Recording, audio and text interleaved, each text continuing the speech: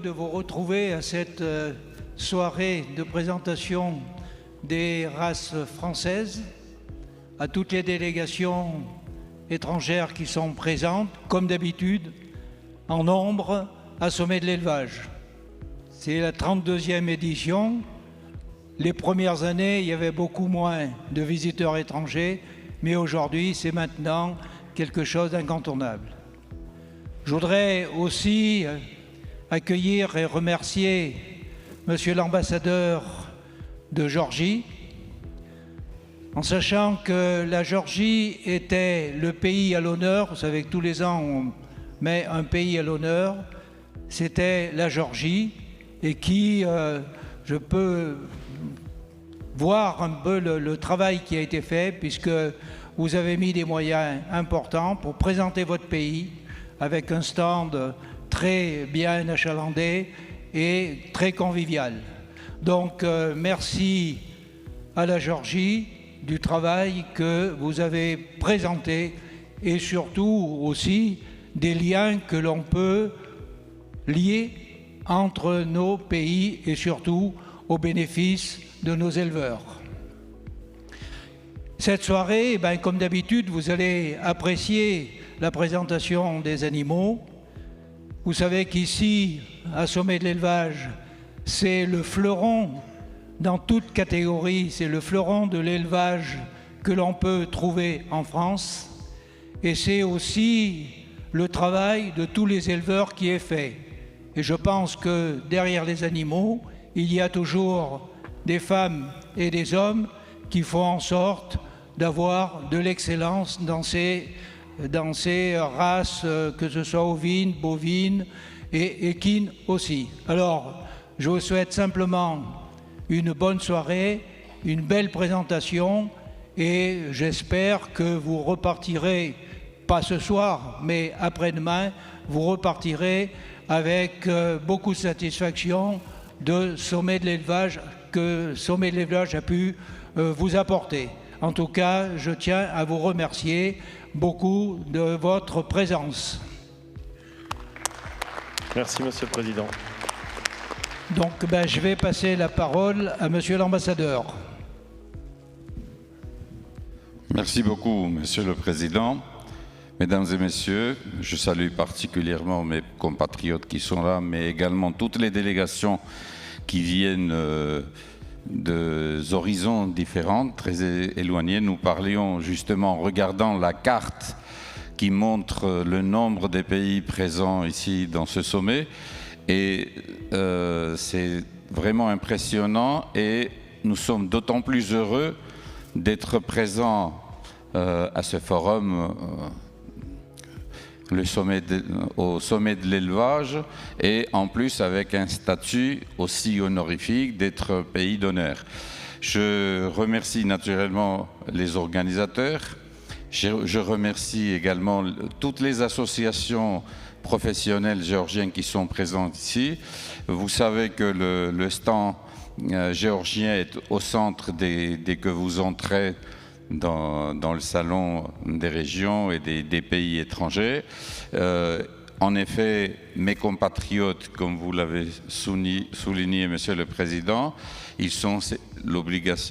la tradition oblige, ils montrent voilà, cette convivialité qui est propre aux Géorgiens. Et vous êtes tous les bienvenus pour justement voir l'état de l'élevage, mais également de l'agriculture du pays, mais également vous pouvez y déguster quelques spécialités géorgiennes que notre chef Mamouka prépare aux yeux des visiteurs.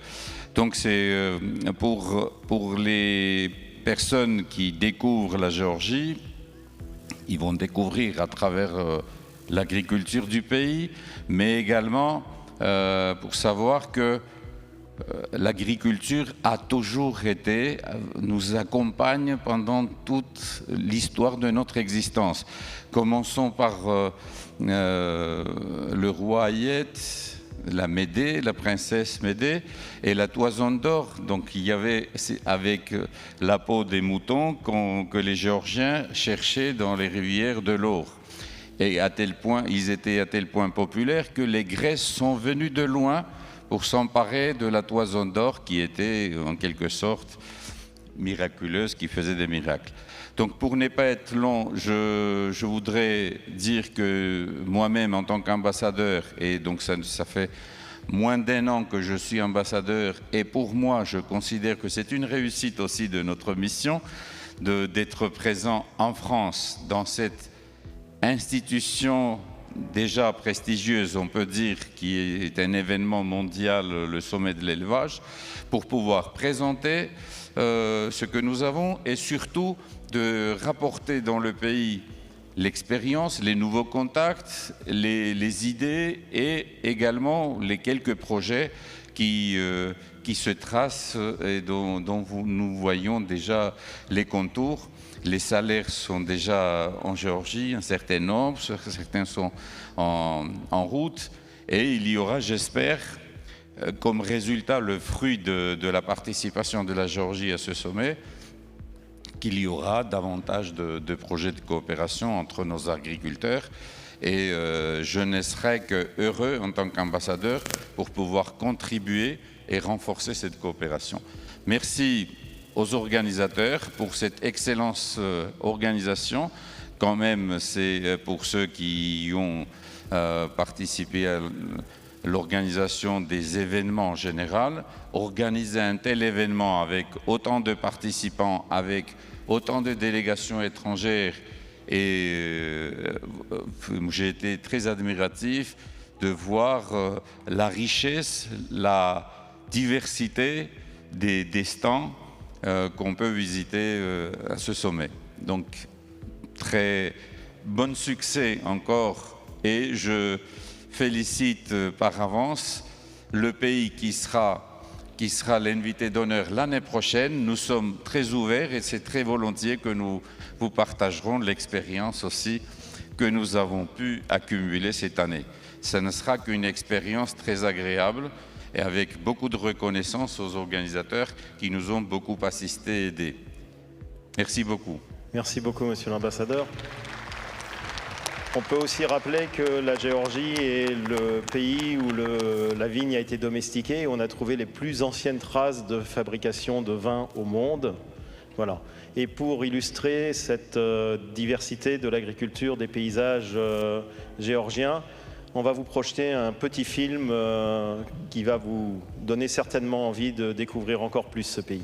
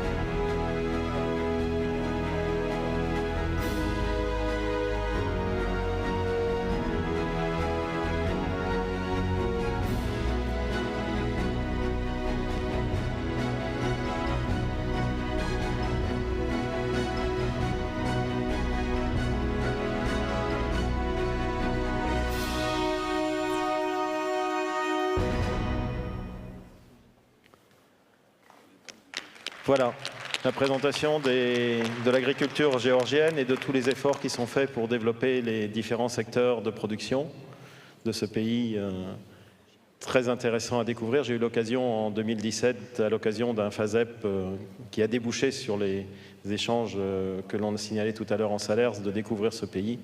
Et j'invite le plus grand nombre possible de personnes à aussi découvrir la Géorgie. Merci beaucoup, Monsieur l'Ambassadeur. Merci beaucoup, Roger Blanc. Et sur ces entrefaites, nous allons commencer notre présentation des animaux. Et en introduction de cette présentation, Je voudrais d'abord remercier tous les gens qui vont participer à la présentation de ces animaux. Là, les ovins...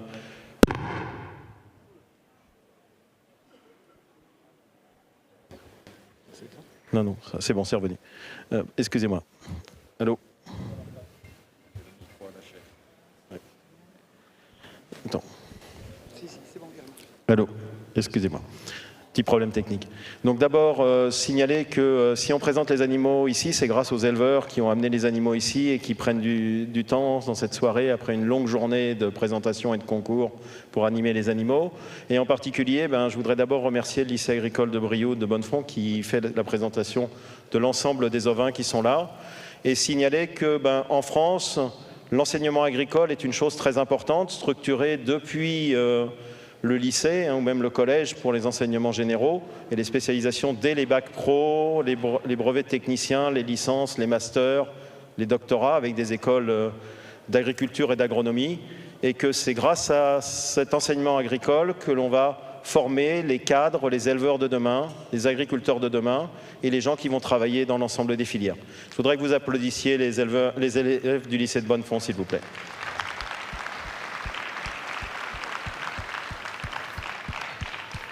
Dans cette présentation cette année, en plus de la présentation des animaux, on va mettre un accent sur comment la génétique est un outil qui nous aide à améliorer encore la qualité sanitaire de nos troupeaux.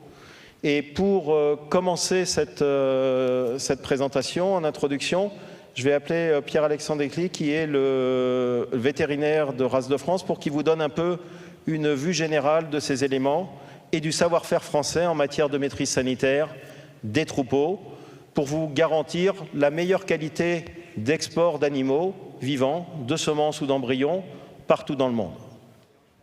Bonsoir à tous.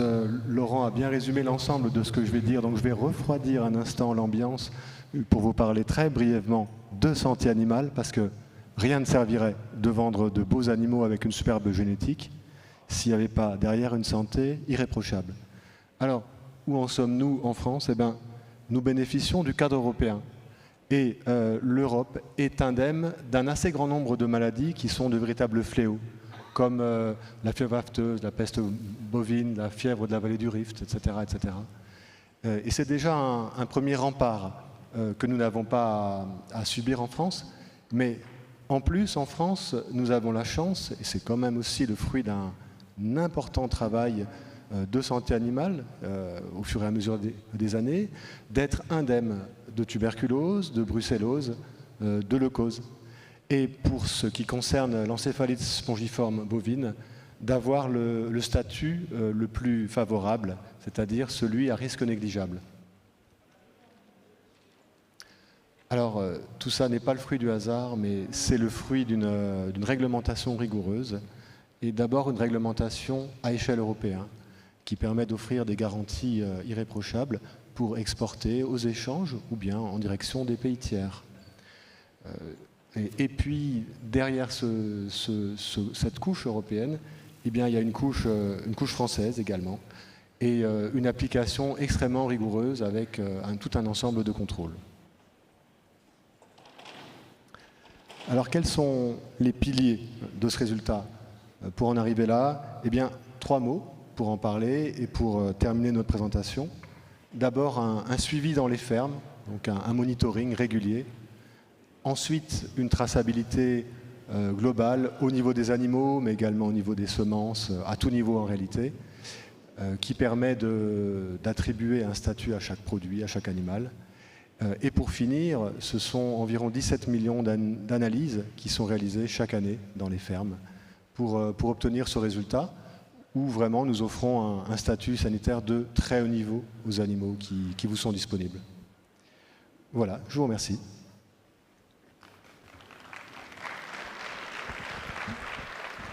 Merci beaucoup. On peut souligner aussi que cette qualité sanitaire, elle est obtenue par une collaboration très efficace et productive entre 3 entités qui sont d'un côté l'État, avec la Direction générale de l'alimentation, les vétérinaires praticiens sur le terrain qui font un maillage sur l'ensemble du territoire et des organisations d'éleveurs, les groupements de défense sanitaire, qui conjointement assurent la qualité sanitaire irréprochable qui vient de vous être présentée. Et puis, sans plus attendre, on va passer à cette diversité de races, de performances, d'adaptation à des milieux différents qui font que vous êtes sûr, dans la diversité des races françaises, d'en trouver une adaptée à vos conditions de milieu, adaptée demain à vos systèmes de production, en croisement ou en race pure, sur vos races locales et dans vos conditions de production. Et je vais laisser pour ça la parole à Laurent Griffon. Oui, merci Laurent. Donc un autre Laurent, Laurent Griffon. Donc je vais essayer de vous présenter toute cette diversité. Alors déjà, j'en suis désolé, nous n'avons pas de chèvres à vous présenter cette année. On va commencer par les moutons, 11 races. On va vous présenter 4 brebis et ensuite des béliers. Alors les brebis sont un peu agitées, surtout une. Voilà, c'est pas grave. On va commencer par la Laconelay. Alors la Laconelay, c'est celle-ci. Donc notre Laconelay, ses origines, c'est une race issue de plusieurs races locales, comme la lauragaise, la larzac, la camaraise, et qui ont donné naissance à la race laitière mondialement connue, grâce à son produit phare qui est le roquefort. Son mode d'utilisation, ce sont des élevages en semi-plein air. Ses principales qualités maternelles sont une très forte production laitière avec presque 350 litres par campagne, mais aussi une facilité de traite, une richesse de lait, des caractères sélectionnés dans le cadre d'une sélection génomique. Depuis quelques années déjà. Et donc c'est la première race ovine au monde à être passée à une sélection génomique. À l'étranger, on la trouve dans 25 pays, à peu près sur tous les continents. C'est la première race exportatrice de génétique en France.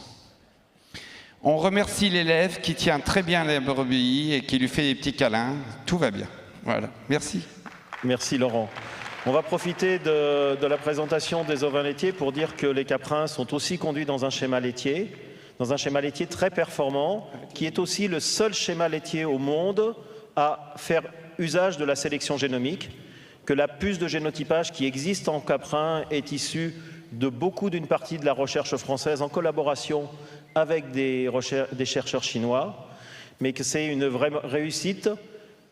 Et on est le seul pays au monde à avoir de la sélection génomique utilisée à la fois en bovin, en ovin et en caprin. Je te laisse continuer la présentation sur les autres races. Donc maintenant, on va passer à des races allaitantes, donc qui sont élevées pour produire des agneaux. Et on va commencer par des races rustiques. Alors la notion de rusticité recouvre des caractéristiques spécifiques. Des races qui exploitent les milieux les moins riches, les plus difficiles, des races robustes, résistantes aux variations de disponibilité alimentaire, de température, voire de précipitation. Elles sont aussi souvent résistantes au parasitisme. Des races maternelles qui protègent aussi leurs petits et contre la rudesse de l'environnement. Voilà. Elles sont généralement des supports femelles excellents et elles sont souvent croisées avec des béliers que l'on verra après. On va commencer par la BMC qui est très agitée. Voilà. Donc notre BMC, elle a des origines du Massif central, mais elle est présente dans tout le sud de la France. Son mode d'utilisation, c'est une race adaptée à des milieux difficiles, autant adaptée à un système en plein air qu'à un système en bergerie.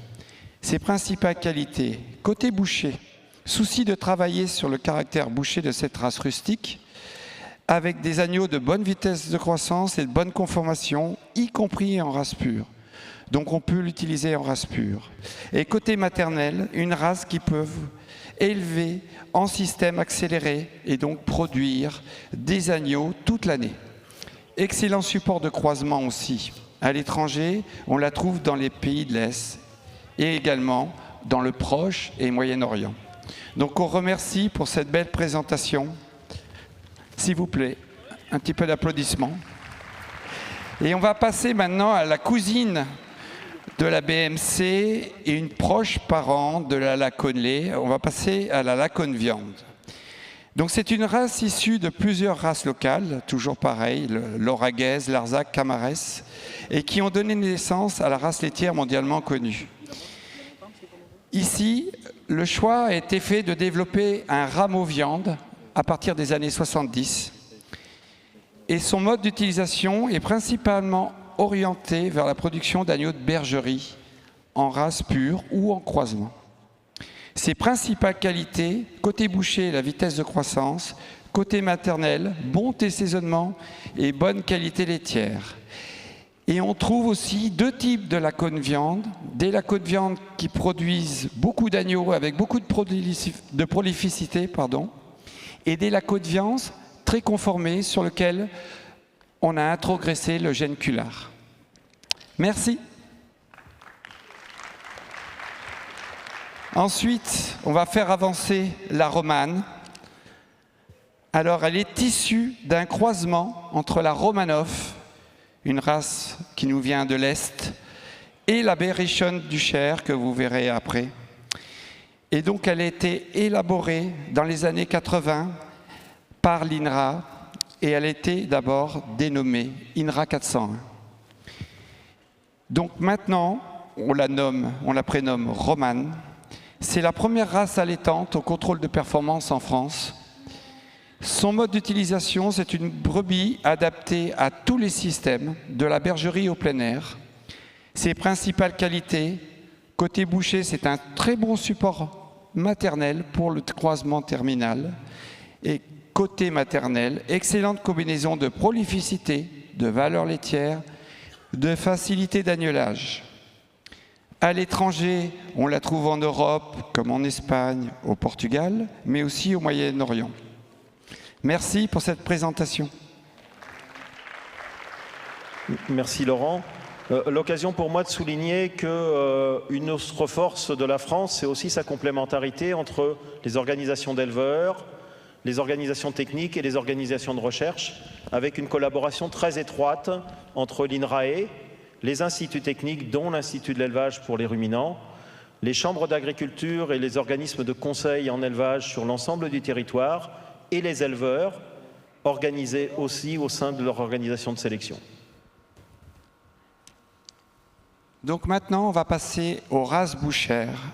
Alors, nos races bouchères en France, vous verrez, ont souvent eu du sang anglais, parce que les Anglais avaient de l'avance il y a quelque temps. Donc, elles exploitent des milieux plus riches avec des besoins supérieurs en alimentation, ce qui leur permet d'exprimer leur qualité bouchère, conformation et croissance.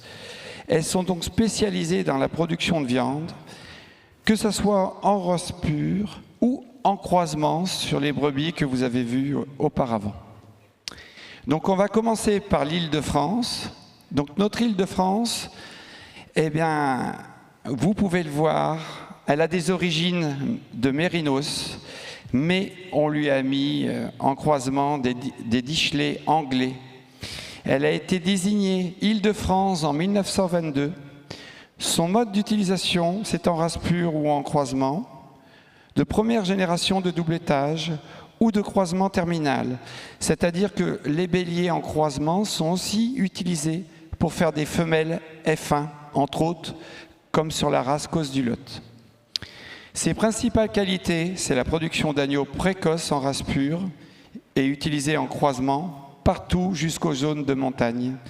En qualité maternelle, on peut noter son dessaisonnement avec une prolificité de 180%, un schéma avec un testage bouché et maternel en même temps. À l'étranger, elle a été exportée dans le monde entier, que ce soit en animaux vivants ou avec des doses.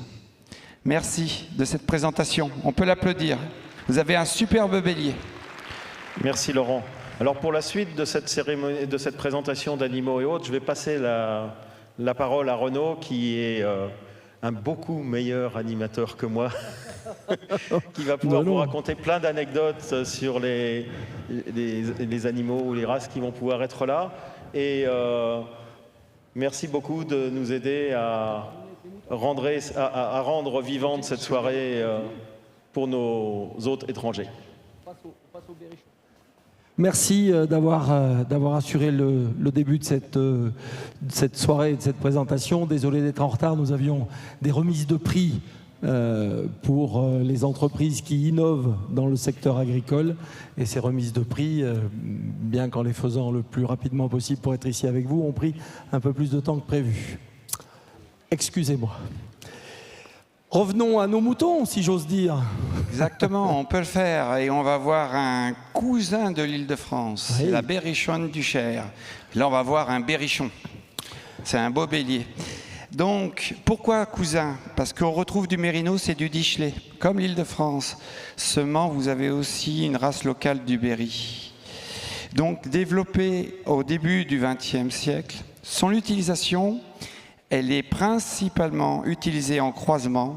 Elle fournit des béliers terminaux très performants et dans différents types de systèmes. On la retrouve beaucoup dans le sud, entre autres sur les races rustiques. Ses principales qualités, beaucoup de vitesse de croissance et une production d'agneaux précoces bien conformés. Côté maternel, une aptitude naturelle au dessaisonnement. On peut remercier la personne qui le présente. Il ne bouge pas, bien éduqué, bien dressé. Merci. Alors là, on va passer un petit peu à un autre type de race bouchère. On vient de voir 2 races de bergerie, et ici, qui peuvent être utilisées aussi en plein air. Ici, on va voir vraiment une race de plein air, qui nous vient de Hollande, la Texel. Comme son nom l'indique, elle nous vient de l'île de Texel. Elle est présente en France depuis longtemps, depuis les années 1930. Ses caractéristiques, les Français l'ont rendue différente. C'est pas le même Texel que les Hollandais. Et donc, son mode d'utilisation, c'est dans des systèmes RBG, comme je vous l'ai dit, avec une bonne adaptation en plein air.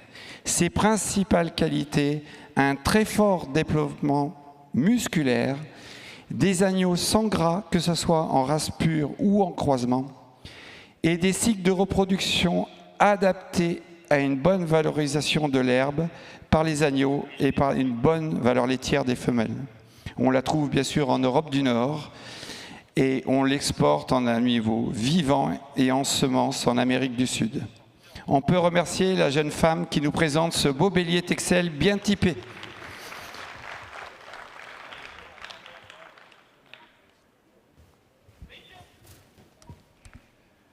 Alors maintenant, on va aller au centre de la France, légèrement à l'est, et on va vous présenter le mouton charolais. Et le mouton charolais, comme beaucoup, c'est une race locale qu'on appelait la Morvandelle et qui a eu un croisement de Dichelet, encore lui, décidément, et qu'on a baptisé mouton charolais dans les années 60. Charolais avec 2 ailes. Ah oui, alors contrairement. le débat entre le charolais bovin qu'on écrit avec un seul L et la race ovine avec 2 ailes, comme la ville de Charolles qui donne son nom à la région. On a un jeune bélier là, plutôt vif, bien planté, et il faut savoir que ces béliers charolais donnent de très très bons résultats en croisement notamment. Alors ça donne de très très beaux agneaux en race pure, mais utilisés en croisement notamment sur les races rustiques que nous avons en France, sur des brebis rustiques qui sont toujours un peu plus hautes, un peu plus longues et un peu plus larges au bassin. Même en mettant des béliers aussi costauds que le charolais, on arrive à avoir des agnelages faciles, des naissances faciles et derrière un apport de viande qui donne une conformation très très sympathique aux agneaux. Tu l'as très bien présenté, je peux juste compléter un petit peu, donc avec la vitesse de croissance, production de carcasses croisées de qualité, conformation gras et des qualités de brebis charolaises avec une excellente valeur laitière et un agnelage facile. Et on la trouve dans une quarantaine de pays, on l'a beaucoup exportée. On peut applaudir ce beau bélier et surtout les deux jeunes hommes qui la présentent. Qui ont un peu de travail. Oui. Et vous pouvez vérifier, les gigots, ils sont pas mal. Ah oui, oui, c'est beau ça. C'est beau. Et dans les estives, parce qu'on est quand même dans une terre avec les volcans, avec pas mal de terrains en estive, des pâturages d'été.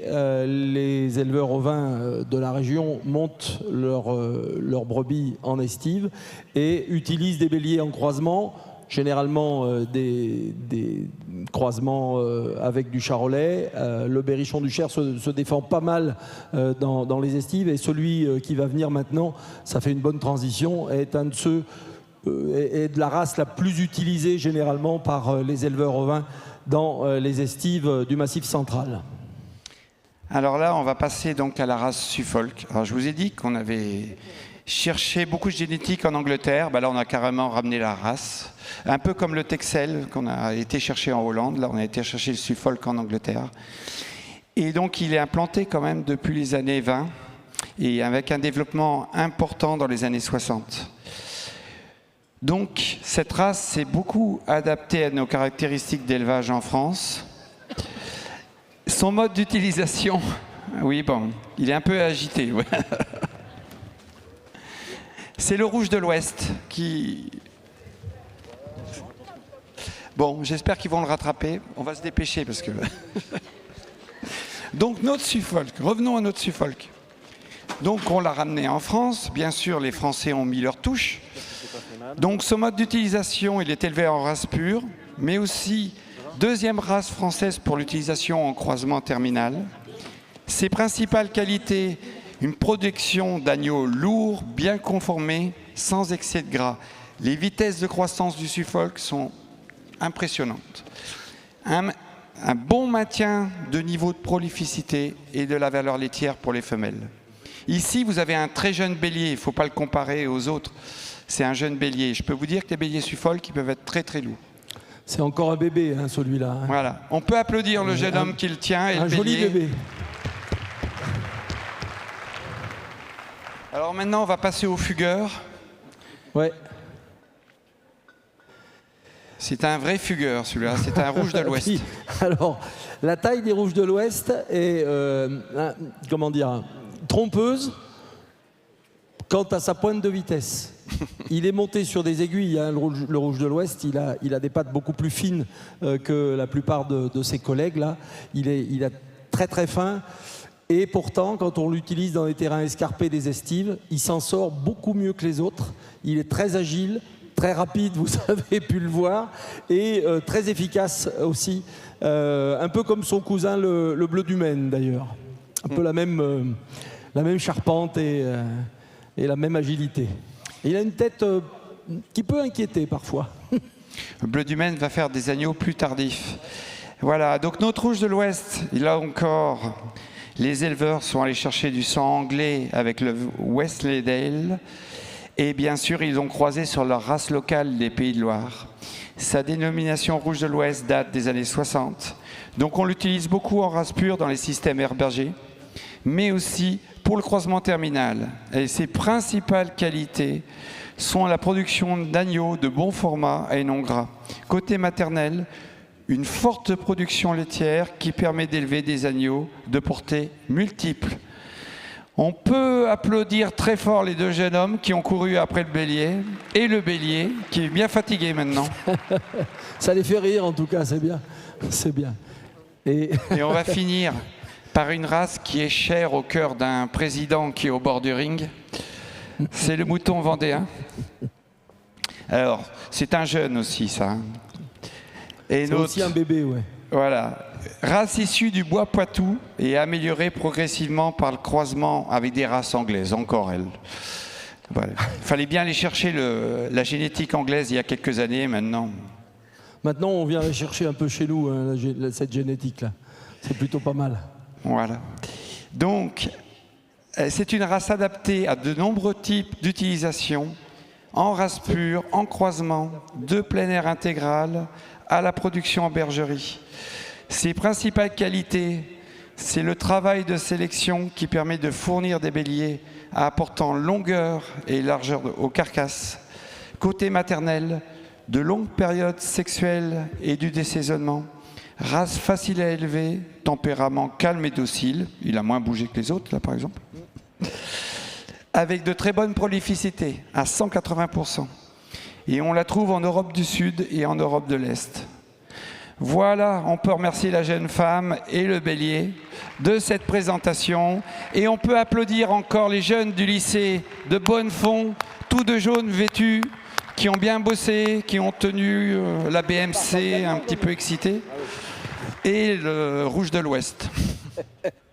Je leur demandais s'ils repartaient bien en camion, parce que s'il fallait traverser tout le site pour aller au chapiteau au vin qui est tout là-bas, on aurait pu assister à quelques scènes sportives dans les allées. Merci jeunes gens. Merci, merci. Allez, on vous accompagne avec des applaudissements. Vous pouvez encore applaudir pour les motiver. Oui, oui. Merci à tous et à toutes pour cette magnifique présentation en ville. Et on va mettre un petit focus sur le savoir-faire génétique de sélection de l'organisation française, parce que la sélection est le résultat d'une organisation collective, et en particulier au travers de la maîtrise du gène de résistance à la tremblante. Et je te redonne la parole, Laurent. Oui, merci. Donc, la tremblante, voilà, une maladie qui était répandue dans le monde entier, transmissible entre les animaux, avec des symptômes importants et des conséquences économiques aussi très importantes. Et donc, on a découvert un gène de résistance à cette tremblante, et à partir des années 2000, on a décidé en France de lancer un grand programme de sélection de ce gène de résistance. Bien sûr, pour certaines races, on partait de niveaux très sensibles, donc il fallait faire attention.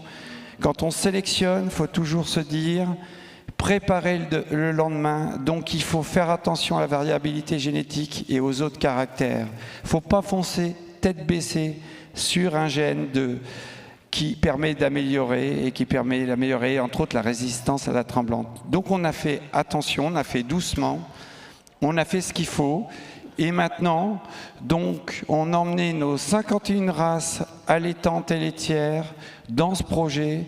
On a fait plus d'1 million de génotypages, on a largement dépassé le million maintenant. Et donc, on a exclu petit à petit les très sensibles, les VRQ, les animaux porteurs du VRQ, mais aussi les animaux porteurs de la RQ, il y a une erreur, et de la HQ également. Voilà. Et donc maintenant, si on passe à la diapo suivante, voilà, on a des niveaux de résistance très importants. On a des béliers qui sont souvent double ARR, c'est-à-dire résistants. Et on n'a plus de béliers qui sont porteurs d'allèles très sensibles, le VRQ. Voilà.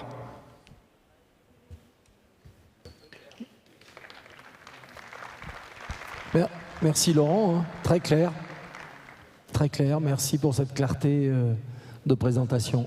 On va maintenant se tourner vers la coulisse, un peu comme l'affiche du sommet, où l'on voit changer de format. Le taureau limousin attendre, juste là derrière ce rideau, que la salle se remplisse.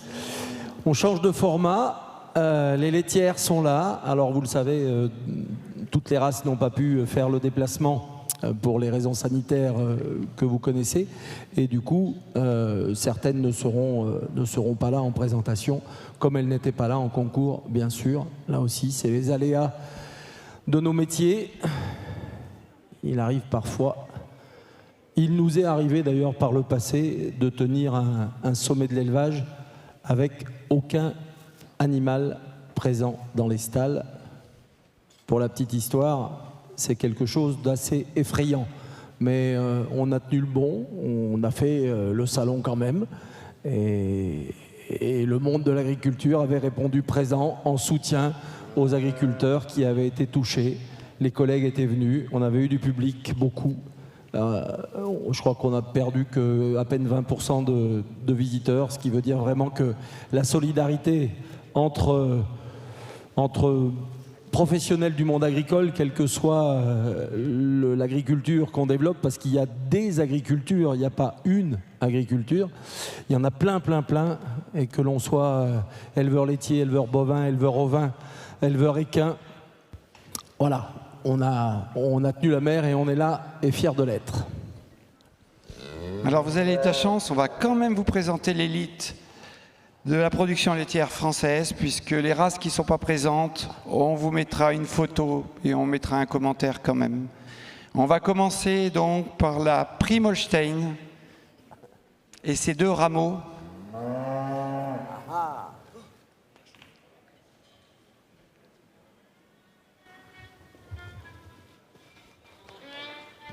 Donc on va vous présenter 2 types de Prime Holstein, puisque nous avons en Prime Holstein une race qui est à l'effectif le plus important, avec 2,2 millions de vaches, et donc elle est présente sur tout le territoire français.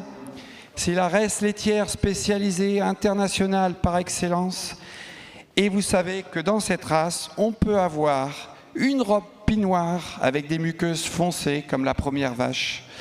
Et donc, on vous présente un très beau spécimen, vous pouvez admirer la ligne de dos. Et on peut avoir des robes pie rouges avec des muqueuses claires. Et ici, on va vous présenter un rameau de la race Prime Holstein qui s'appelle la pie rouge. Et vous avez ici aussi un très bel animal, une très belle femelle. On va les mettre toutes les deux sur le podium, si elles tiennent. Elles vont tenir, même si elles sont très longues et grandes.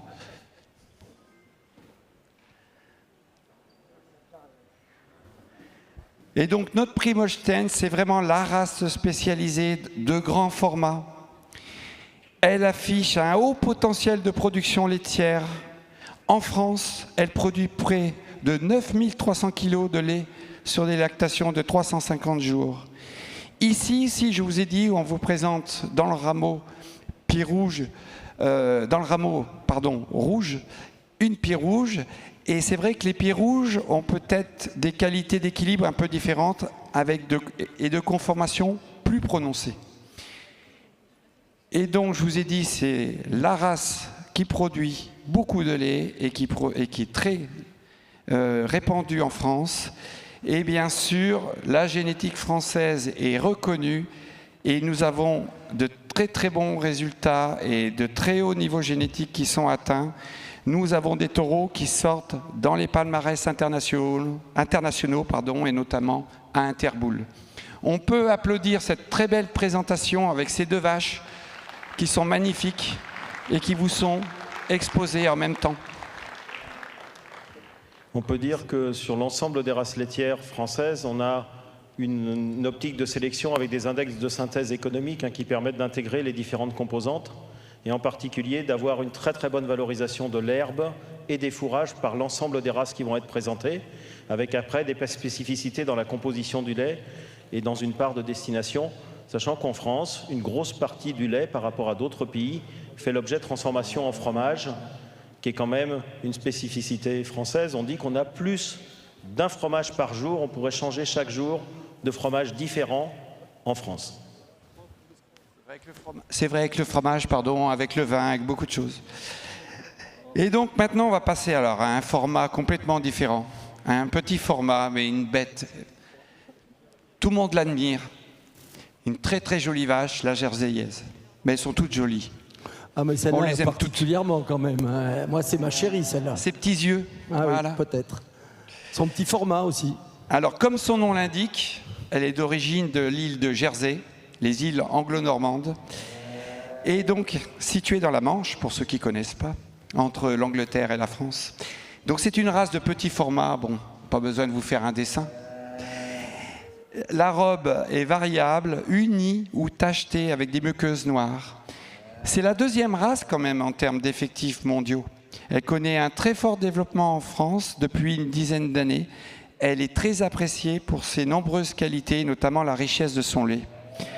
Très riche en gras et protéines, son lait qui contient une forte proportion de variant B de la caséine, excusez-moi, permettant une meilleure aptitude au caillage et donc à la transformation fromagère. Je fatigue, excusez-moi. Le fromage, bien sûr, on fait avec du lait, on ne fait pas du fourrage. Excusez-moi.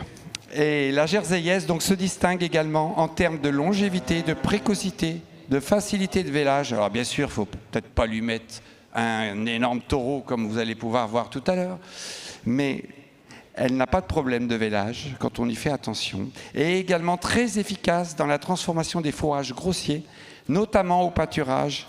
Sa petite taille lui confère une efficacité alimentaire indéniable. On peut remercier la personne qui vous la présente, cette belle vache, qui ne bouge pas, elle est toute gentille, bien dressée. Donc maintenant, on va accueillir une chanteuse. Voilà.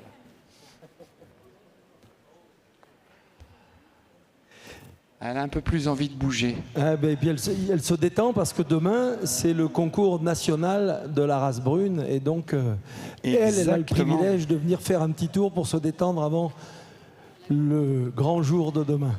C'est le track. Peut-être. Et donc, notre race donc, est en concours national à Cournon. Et c'est une vache mixte à orientation laitière, bien sûr. Elle est originaire de l'Est, de la Suisse. Elle a été introduite en France au XVIIIe siècle. Elle s'est implantée dans 2 régions de façon significative, la Côte d'Or d'une part et le sud du Massif central d'autre part. Parmi les qualités de la race, la richesse de son lait est un atout majeur. Elle présente un équilibre parfait entre quantité et qualité de lait. Son lait est riche en kappa-caséine BB et bêta-caséine A2A2. Le lait de brune est légèrement bénéfique pour la transformation et la santé. Légèrement, pardon. Oh, la fatigue encore. Également bénéfique, bien sûr. Et largement. Son lait est largement bénéfique pour la transformation fourragère et la santé humaine. Excusez-moi. Bien sûr, elle a aussi une rusticité qui a été reconnue, des mamelles saines, des sabots noirs résistants, qui lui confèrent une longévité supérieure qui lui permet de réaliser de longues carrières. Capable de s'adapter aux différents climats, ainsi elle est présente sur beaucoup de continents, sur tous même, et un cheptel mondial évalué à 6 millions de têtes. Là encore, nos taureaux français sont bien placés dans les palmarès internationaux. On peut remercier la jeune femme qui vous présente cette belle vache qui s'est calmée, qui, quand il faut s'exposer et se montrer, ça ne pose pas de problème. Laurent, on va souligner une petite chose. Tu as souligné l'implantation dans la Côte d'Or. Elle est associée à la production d'un fromage particulier qui est l'Époisse, qui a reçu le prix du premier fromage dans les championnats du monde du fromage qui viennent de se dérouler il y a 1 mois. C'est quand même une reconnaissance de tout ce savoir-faire français en matière de production de fromage. C'était bien de le signaler, effectivement. Et l'Époisse, si vous ne connaissez pas, je vous encourage un jour à le découvrir. Alors, c'est un fromage à ne pas sentir, mais à manger. Mais très souvent, nos fromages n'ont pas le goût de leur odeur. Ils sentent plus fort et ils ont un goût savoureux et généralement assez doux. Là aussi, on va accueillir donc une race très associée à un fromage, la Montbéliarde. C'est notre 2e race française laitière en effectif. Vous voyez, elle a une belle robe pie-rouge avec des muqueuses claires. C'est le rameau le plus laitier de la population pie-rouge européenne. Elle produit un lait avec un bon équilibre d'étaux azotés et butyreux, de grande qualité pour la fabrication des fromages régionaux, dont beaucoup d'AOP. Alors bien sûr, on pense au comté, mais il y a également le Mont d'Or, le Morbier notamment. Et grâce à ses bonnes aptitudes bouchères, elle produit des animaux de boucherie de bonne qualité. Elle peut donner des veaux et des broutards croisés avec des races allaitantes comme la charolaise qu'on va voir tout à l'heure, bien valorisée et très recherchée par les engraisseurs. Voilà, elle s'adapte au climat méditerranéen chaud et sec, elle s'exporte vers les pays d'Afrique, Maghreb, Sénégal, ainsi que le Moyen-Orient, mais aussi vers une quarantaine de destinations différentes recensées. Voyez si elle est calme, elle ne bouge pas, gentille. Merci de cette présentation, il suffit de dire ça pour qu'elle bouge, voilà, mais c'est pas grave. Et puisque l'Auvergne, là où nous sommes, sur la terre des volcans, est un grand plateau de fromage, la Montbéliarde a une place de choix également dans la production laitière pour les fromages d'appellation auvergnat et dans le Grand Massif central pour bon nombre de fromages que nous apprécions tous. Allez, il nous reste une présentation. Une vache, plus une jolie vache. 3 présentations à faire aussi par photo. Une jolie vache de montagne. Exactement. Vous avez affaire à l'abondance. Regardez cette belle robe acajou, cette tête blanche à lunettes, ces muqueuses de couleur rose à marron. 4e race laitière française, originaire des Alpes du Nord. Elle est surtout présente dans les zones montagneuses françaises. Excellente marcheuse, capable de se déplacer sur de longues distances en montagne, elle valorise l'été les pâturages des montagnes entre 500 et 2000 mètres d'altitude. C'est une bonne grimpeuse. Elle est dotée d'une grande longévité. Grâce à un lait riche en taux protéiques, elle participe en grande partie à la production des fromages sous signe de qualité. Des AOP comme le Roblochon, l'Abondance bien sûr, le Beaufort et la Tome de Bauge. Cette race fut utilisée en Côte d'Ivoire en croisement sur une race locale, la Ndama, ainsi que dernièrement en Égypte sur la Baladi. Des doses sont exportées aujourd'hui dans plusieurs pays d'Amérique du Sud, d'Afrique, d'Europe et d'Océanie. On peut applaudir la présentation, la personne qui tient la vache et le calme de la vache. Et puis on va profiter de cette présentation pour présenter l'OS des races alpines réunies, pour dire que grâce à la solidarité entre les grandes races et les petites races, on a aussi tout un programme de conservation de races locales, et que là, en mettant les moyens en commun avec une race telle que l'Abondance, il y a aussi la race de Villard-de-Lans qui est sur le plateau du Vercors, et la race Érins qui est à la frontière suisse et à la frontière italienne, qui bénéficient d'un programme de conservation et d'un appui technique, d'une organisation raciale permis par la solidarité entre les éleveurs des zones de montagne. Et la conservation de ces races, c'est bien évidemment la conservation d'un patrimoine génétique inestimable. Une Érins qui est très spéciale, vache de combat. Alors là, normalement, on devrait avoir les photos. Merci pour l'abondance. Merci. Voilà. On devrait avoir les photos de la Normande. Ah, la Normande. C'est notre race laitière mixte, française par excellence, à la robe de 3 couleurs. On peut trouver du blanc, ce qu'on appelle le caille, le marron, le blond, et presque le noir, le bringé, et des muqueuses foncées. On la trouve partout en France, et solidement implantée, bien sûr, en Amérique latine. La Colombie et l'Uruguay comptent un important cheptel de race normande. En pur, en croisé, avec des zébus. Elle est remarquable par la richesse de son lait, en matière grasse et en protéines, et ses qualités fromagères. Lait qui est aussi utilisé pour la production de beurre, notamment les beurres et crèmes d'Isigny, et surtout les fromages régionaux dont les plus connus sont, bien sûr, le camembert, le Livaro, qui est un peu un cousin de l'époisse, il faut mieux le manger que le sentir. Le Pont-l'Évêque, le Neuchâtel, voilà. Au total, 6 AOP. Les aptitudes bouchères des animaux de race normande, tant en conformation qu'en qualité de viande, ont permis de mettre en place une filière qui valorise les vaches de réforme, les bœufs et les génisses de boucherie. À ce propos, le bœuf traditionnel de race normande est en cours de labellisation. On ne peut pas applaudir la vache, ni la personne qui la tient, mais on peut quand même faire un applaudissement pour tout le travail des éleveurs normands. Alors, une petite précision, le Neuchâtel, c'est pas la Suisse, hein. C'est une ville en Normandie dont dans ce le 76. Son nom. Voilà. Alors, on aurait pu avoir aussi notre Simmental, qu'on partage avec nos amis allemands. Donc c'est une race mixte qui se rattache au rameau pie-rouge des montagnes, race aux muqueuses claires. À partir de son basseau d'origine, en Suisse, j'ai dit allemand, mais il y a aussi les Suisses, la Suisse alémanique, entre autres. Cette race a diffusé dans le monde entier où elle est exploitée aussi bien en race laitière mixte en Europe qu'en race allaitante. Effectivement, on a des cimentales allaitantes. Ici en France, on a surtout le rameau mixte laitier. Et sa production laitière est utilisée pour la production de fromage, dont le Laguiole AOP.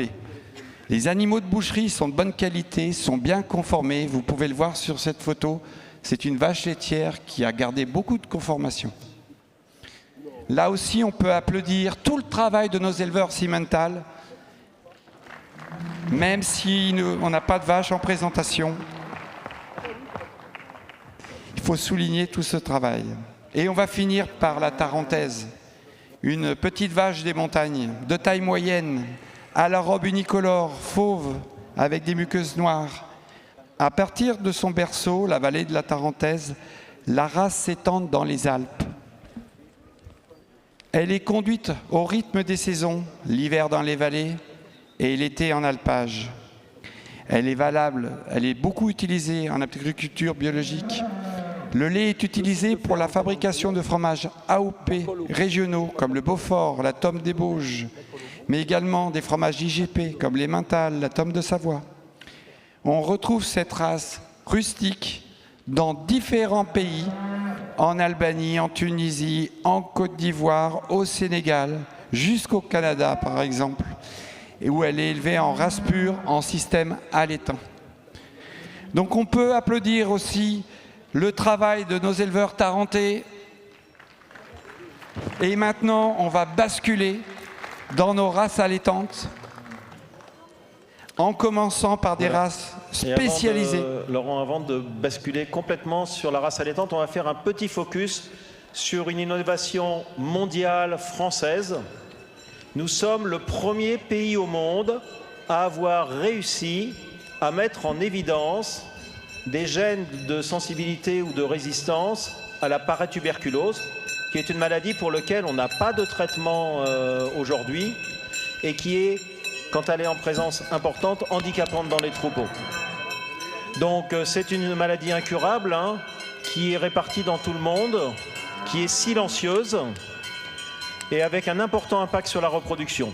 Et c'est une maladie très très complexe qui dépend des conditions d'élevage, de la sensibilité de l'animal, notamment dans l'expression de la maladie et dans sa répartition dans le troupeau. Et il se trouve qu'il y a un déterminisme génétique qui était imaginé depuis très longtemps, ou supposé par les chercheurs, et on a mis en point, dans un programme qui s'appelle Paradigme, grâce à l'appui des groupements de défense sanitaire, deux entreprises de sélection et de l'INRAE, l'analyse de plus de 200 000 cas, la sélection de 50 000 vaches qui étaient les plus représentatives des situations de répartition de la maladie. On a fait plus de 15 000 tests, notamment des coprocultures, des choses de ce type-là. On a génotypé plus de 4 000 vaches. Et grâce à ça, on a pu mettre en évidence des régions du génome qui ont un impact majeur sur cette maladie. Et aujourd'hui, on est à la fois capable de proposer des index pour les taureaux, pour choisir des taureaux qui vont augmenter la résistance des femelles dans les cheptels, et de connaître le statut des femelles pour combiner ce statut des femelles avec des plans de maîtrise sanitaire de la paratuberculose permettant de combiner la production des troupeaux, leur pérennité et la maîtrise de la maladie. Pour vous donner une idée, c'est le résultat de 12 ans de recherche. Entre la première réunion à laquelle j'ai assisté, où l'idée a germé, et la mise à disposition de ces valeurs génétiques aujourd'hui en race Holstein et demain en race normande, il a fallu 12 ans de travail avec la coordination de plusieurs centaines de personnes. Voilà un peu ce que l'on est capable de faire en France grâce à notre organisation collective, à notre partenariat très fort avec la recherche et à une implication de tous les moments des éleveurs et de leurs organismes de sélection. Merci Laurent, on peut applaudir toute cette recherche française. Mais elle n'est pas que française. De temps en temps, dans beaucoup de projets, on essaye de développer au niveau européen avec les collègues des autres pays. Pardon. Donc là, je vous ai dit, on va passer aux races allaitantes et on va commencer par nos races bouchères spécialisées. On va vous présenter des taureaux, sauf pour la blanc-bleu. On vous présente une superbe vache blanc-bleu, puisqu'on n'avait pas de taureau sur le salon. Mais vous pouvez voir, avec cette vache, toutes les qualités bouchères que l'on peut avoir sur la blanc-bleu. Donc, la blanc-bleu, forte d'une d'une conformation exceptionnelle, grâce au gène Culard, entre autres, mais pas que, elle atteint un rendement de carcasse de plus de 70%. Sa viande est reconnue diététique et appréciée pour sa tendreté et sa saveur. C'est une race à forte précocité, un premier vélage à 2 ans, et très docile. On la retrouve surtout dans les Hauts-de-France, mais également dans le Grand Est, en Bretagne, dans le Limousin, ainsi que dans le Maine-et-Loire. La blanc-bleu domine le croisement sur race laitière, grâce à ses qualités bouchères importantes. En Belgique, elle est la race bovine la plus représentée. On peut applaudir les 2 personnes qui nous présentent cette superbe vache. Vous pouvez admirer son arrondi de culotte.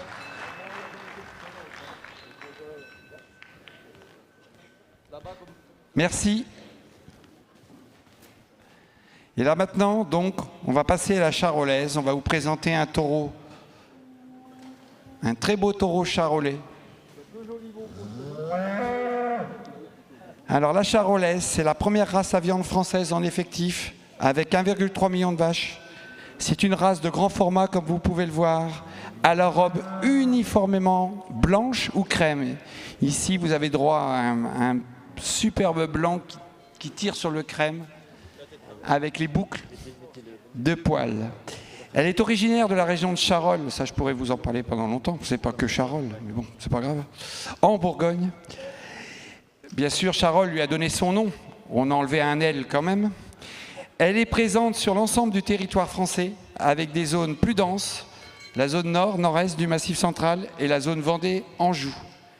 Ses excellentes aptitudes maternelles, la valorisation des fourrages grossiers, l'efficacité alimentaire, sa facilité d'élevage en font une race mondialement connue, largement diffusée sur tous les continents et sur tous les climats, utilisée en croisement pour améliorer la production des races locales et également en race pure.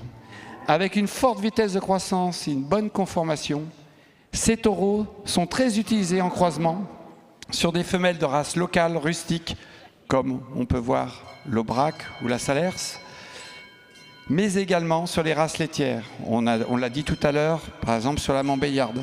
C'est une race bovine en croisement, de croisement par excellence, pardon. En race pure, les animaux charolais de boucherie donnent des carcasses lourdes, bien conformées, avec une viande finement persillée, qui bénéficie de plusieurs signes officiels de qualité, dont la très petite AOP bœuf de Charolles, mais pas que. Finalement, elle intéresse le monde entier. On la trouve dans les zones herbagères de Sibérie, du Kazakhstan, de Mongolie, Chine, en Afrique, en Amérique du Nord, du centre et du sud. On peut applaudir cette superbe représentation. Vous voyez que le taureau est très calme. Et on va passer à une autre race mondialement connue, la race limousine.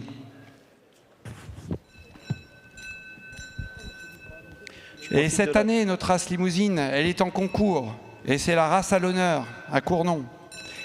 C'est la 2e race à viande française en effectif, avec 1,1 million de vaches. C'est une race de grand format aussi, comme vous pouvez le voir. À la robe froment vif, avec des muqueuses claires. Ses origines sont de la bordure ouest du Massif central.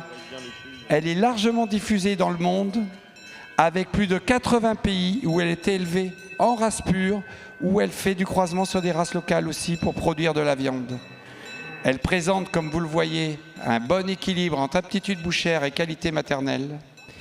Elle fournit une large gamme de produits finis de tous âges, que ce soit du veau élevé sous la mer, comme on peut trouver en Corrèze par exemple, de 4 à 6 mois, jusqu'aux vaches de boucherie, en passant par les taurillons de 15 à 18 mois et les génisses de 28 à 36 mois. Donc, elle sait tout faire. Là encore, ce sont, en ce moment, les pays à potentiel herbager et qui ont des gros potentiels productifs qui sont intéressés par la limousine, comme l'Europe centrale, les pays baltes, la Pologne, la Hongrie, la Roumanie, la République tchèque, la Slovaquie, la Bulgarie. Arrêtez d'en jeter. Voilà. Voilà, et Merci la limousine, aux deux personnes. limousine qui déroule son concours national depuis hier matin, ce matin et demain après-midi et vendredi après-midi. Vous pourrez retrouver toutes les limousines que vous avez, j'espère, découvertes dans le grand chapiteau viande. On peut applaudir les éleveurs limousins et cette belle race rousse. On a une troisième race à viande spécialisée de grand format en France, mais qui malheureusement ne peut pas être présente aujourd'hui. Et donc, Laurent, je te redonne la parole pour présenter la blonde d'Aquitaine. Oui, on va présenter la blonde d'Aquitaine. Alors, elle n'a pas pu être là aujourd'hui, mais c'est une race, comme vous voyez sur la photo, de grand format, à la robe froment clair. Elle est origine du sud-ouest de la France, la région Nouvelle-Aquitaine. Elle est présente aujourd'hui sur l'ensemble du territoire français, ainsi que sur les 5 continents. Elle a une très forte vitesse de croissance, elle est très bien conformée. Elle est essentiellement élevée en race pure, elle produit des bêtes appréciées par les bouchers grâce au rendement exceptionnel en viande. Rendement à l'abattage entre 65 et 70% et rendement en viande à la découpe de l'ordre de 80%. On la retrouve en Amérique du Nord, USA, Canada, en Amérique du Sud, Brésil, Argentine, en Australie. On la trouve finalement dans beaucoup d'endroits. Et ce qu'il faut préciser, c'est que notre race blonde d'Aquitaine, elle n'a pas que des animaux très gros, très développés. Elle a aussi des animaux un peu plus petits, avec un format plus adapté à faire des estives dans les Pyrénées. On peut applaudir tous nos éleveurs de blondes d'Aquitaine qui exploitent cette race et qui en font une race mondialement connue. On va continuer avec les autres races à viande spécialisée en passant par la partenaise, Laurent. Voilà, on va vous montrer un superbe taureau partenaise. Donc la race partenaise, une race avec une robe froment claire, comme vous pouvez le voir, et des muqueuses noires. Elle est implantée dans la partie Poitou-Charentes de la région Nouvelle-Aquitaine. Disons, elle est implantée dans le centre-ouest de la France. Elle connaît un fort développement dans son berceau d'origine et dans les départements environnants. Elle produit des animaux de boucherie, des bœufs, des taurillons, des génisses, donnant une viande de bonne qualité, très recherchée par les bouchers. Et vous pouvez voir que les animaux ont des conformations exceptionnelles, entre autres grâce au gène MH, le gène Culard. La race partenaise s'exporte dans les zones herbagères, comme l'Irlande par exemple. On peut remercier cette très belle présentation et la personne qui tient ce magnifique taureau. Vous pouvez voir toutes les qualités bouchères de ce taureau.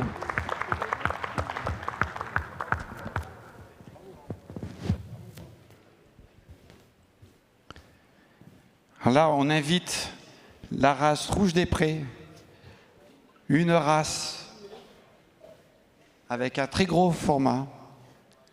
Vous avez un magnifique spécimen, un taureau magnifique, un champion, puisqu'il a les petites banderoles bleu, blanc, rouge. Champion mâle, et c'est encore, c'est plus vraiment un bébé, mais c'est encore pas un vrai adulte. Donc il promet. On va le revoir celui-là, je pense. Donc une race de grand format à la robe pie-rouge avec des muqueuses claires, implantée dans la région des Pays de Loire. La race s'est d'abord appelée Maine-Anjou. Dans le monde, on la connaît plutôt sous le nom de Maine-Anjou, avant de prendre le nom de Rouge des Prés.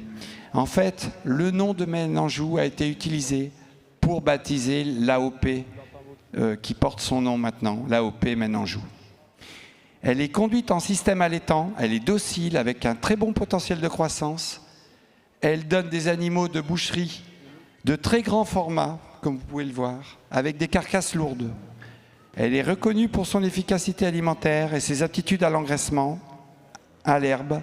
On la retrouve aujourd'hui dans différents pays du monde, comme le Canada, l'Australie, le Benelux, donc les 3 pays, Belgique, Hollande et Luxembourg, l'Allemagne et l'Irlande. On peut applaudir la personne qui présente ce superbe taureau. Vous voyez qu'il est très calme, il ne bouge pas. Bravo.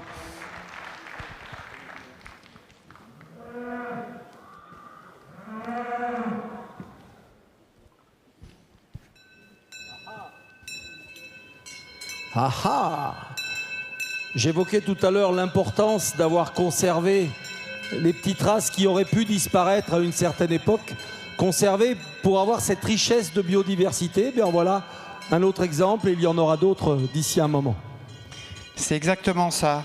On va vous présenter la basadaise avec sa très belle robe grise et ses muqueuses claires. Vous avez un superbe taureau qui vous est présenté. Donc son berceau est situé en Gironde, autour de la ville de Bazas, comme le nom de la race l'indique, d'où elle rayonne dans toutes les régions et on en retrouve maintenant partout en France. De grandes facilités de naissance pour ces vaches de format moyen. Elle est appréciée pour ses qualités bouchères. Vous pouvez voir ici tout le développement musculaire de ce taureau. Elle possède une finesse de squelette remarquable, ainsi que des qualités gustatives exceptionnelles, avec une viande tendre et persillée. Je ne sais pas si vous avez eu la chance de manger du bœuf de Bazas, mais c'est vraiment pas mal. Qu'est-ce que c'est bon, mais qu'est-ce que c'est bon. Bazas, oui. Bazas avec un S. Voilà. Avec une S. Donc, ses effectifs sont modestes, mais mine de rien, elle s'est développée. Et maintenant, on compte 12 000 animaux en France et plus de 4 300 femelles inscrites à l'organisme de sélection. Mais donc, elle se développe tous les ans, à la fois en nombre d'animaux et en nombre d'éleveurs inscrits. On peut remercier cette très belle présentation et la personne qui présente ce très beau taureau. Une belle dynamique dans la race basadaise et à signaler une race de très jeunes éleveurs. Très très jeunes éleveurs. À l'image de Mathéo. Donc là, on va parler de races rustiques. C'est pour ça qu'on vous présente des vaches. On va vous en présenter alors 3, mais il y en a une qui malheureusement n'a pas pu venir, c'est la Gascogne des Pyrénées. Il y en a une 4e. Et donc là, toujours pareil, comme chez les ovins, quand on parle de rusticité, on parle d'efficacité alimentaire, d'économie sanitaire, d'économie d'entretien, d'aptitude à la marche, de résistance à l'exposition au soleil, à la chaleur, aux variations de disponibilité fourragère. Donc des vaches accordéons qui sont fertiles, faciles au niveau du vélage, faciles au niveau de la conduite et qui ont de bonnes capacités d'allaitement et une bonne longévité. Et on commence par l'Aubrac, qui était en concours tout à l'heure, juste avant notre vente. Et notre Aubrac, elle a une robe froment et des muqueuses noires. Elle est originaire du sud du Massif central, le plateau de l'Aubrac. Forte d'un effectif de 250 000 vaches maintenant, on la retrouve aujourd'hui partout en France. Sa facilité de conduite et ses très bonnes aptitudes fonctionnelles permettent une conduite et une facilité dans des grands troupeaux, dans des systèmes herbagés extensifs. L'Aubrac séduit aussi à l'export, notamment vers les pays de l'Europe de l'Est et plus loin, comme le Kazakhstan. Son programme de sélection, construit sur les qualités maternelles, mais sans négliger les aptitudes bouchères, fait de l'Aubrac une race maternelle efficace dans l'économie de la production de viande, que ce soit en race pure ou en croisement, avec un taureau de race spécialisée viande, en particulier le charolais que vous avez là. Elle est très colorée, très fondante, avec une vraie finesse de grain. La viande d'Aubrac possède un goût affirmé, reconnaissable entre tous. On applaudit cette très belle présentation et les 2 personnes qui nous présentent cette vache et ce veau.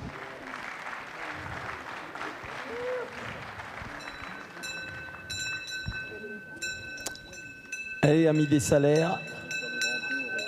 À vous le podium.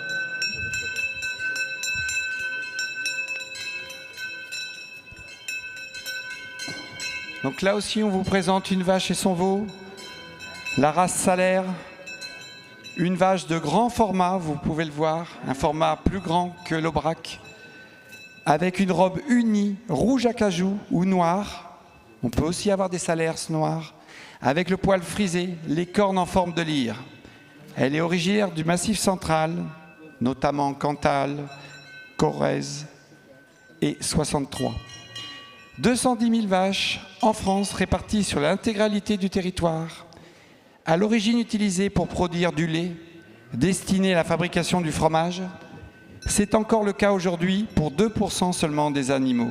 Les 98% restants sont conduits en système allaitant pour produire des broutards.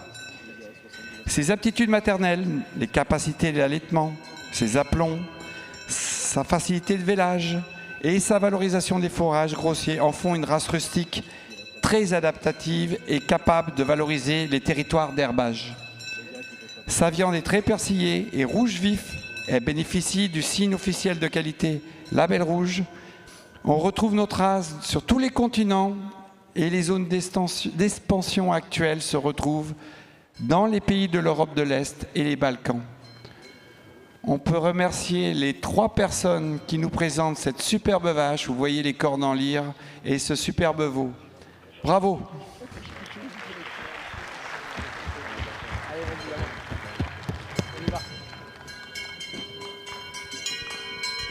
Alors là aussi, on a une petite pensée pour la Gascogne qu'on aurait bien voulu voir ce soir. La Gascogne des Pyrénées. Avec sa robe grise, ses muqueuses noires, implantée dans les Pyrénées, elle peut rayonner des Pyrénées jusqu'aux plaines de la Garonne. Elle est conduite de manière à disposer à tout âge de veaux, de broutards, de génisses, de vaches ou de bœufs. Et donc, elle a des produits souvent démarqués sous filière de qualité. Elle est bien adaptée pour valoriser les zones de montagne. Elle excelle même pour aller en estive. Elle continue de se développer en Espagne avec environ 5000 vaches, comme dans le reste de l'Europe, mais aussi en Amérique latine et jusqu'aux USA, où des embryons ont été implantés récemment. Toujours pareil, on n'a pas l'honneur d'avoir une belle vache gasconne devant nous, mais on peut applaudir tous les éleveurs de la race gasconne qui font un travail formidable. Et c'est bon, la Ferrandaise peut prendre place sur le podium. Merci, monsieur.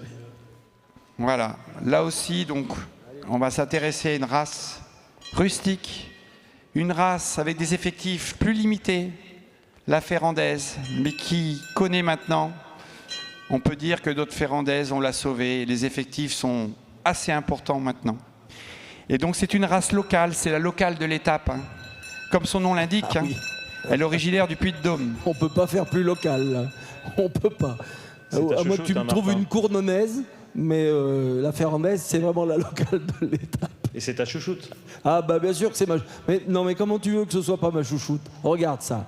Regarde ça. Et quand tu vas te promener un peu plus haut, là, dans le massif du Sancy, et que tu vois au milieu de l'herbe, au milieu de ces prairies escarpées, que tu vois évoluer ces Ferrandaises, bah voilà, si ça ne te parle pas, c'est qu'il vaut mieux que tu ailles te promener au bord de la mer que dans les montagnes auvergnates. Et notre race ferrandaise, ouais. Donc je l'ai dit, c'est une race rustique, mixte, dont le lait était à l'origine de certains fromages, comme le bleu d'Auvergne, la fourme de Rochefort, le Saint-Nectaire, la fourme d'Ambert, la fourme de Montbrison, tout ça. Et les éleveurs continuent à la traire aujourd'hui. Cette race robuste peut être également utilisée en système allaitant, bien sûr. Et la Ferrandaise est une bonne nourrice parfaite pour obtenir des veaux à croissance élevée, des veaux de lait rosés, lourds et bien conformés. Elle se caractérise encore par sa longévité, sa bonne fécondité, ses qualités maternelles et son aptitude à la marche. On remercie l'éleveur de Ferrandaise qui nous a présenté cette superbe vache. Et je crois qu'on peut applaudir tout le plateau. J'en ai fini avec les vaches. Chez les Ferrandais, on peut l'applaudir lui et l'ensemble de ses collègues pour le travail réalisé. Ceux qui sont là, ceux qui sont plus là et qui ont mis le troupeau ferrandais sur la voie de la sauvegarde. Une pensée pour tous ceux qui s'en occupent. Et bravo de toute façon à tous ces éleveurs. On évoque les difficultés qu'a pu rencontrer la ferrandaise en perdant des effectifs et en passant pas loin de la disparition, mais on aurait pu vous raconter également la même chose pour la race Aubrac qui, il y a 40 ans en arrière, était elle aussi en quasi voie de disparition. Mais la raison, la passion aussi, mais la raison l'a emporté en disant il ne faut absolument pas que ces races-là soient laissées de côté.